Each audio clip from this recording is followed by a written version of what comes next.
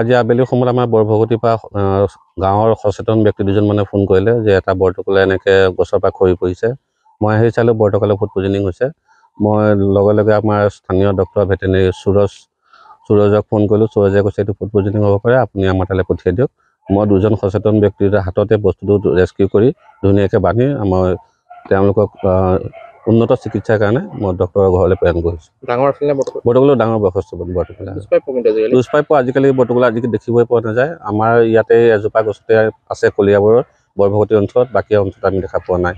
এই চৰাইটো যিহেতু দুষ্প্ৰাপ্য সেইকাৰণে মই ভেটেনেৰিলৈ স্থানান্তৰিত কৰিছোঁ।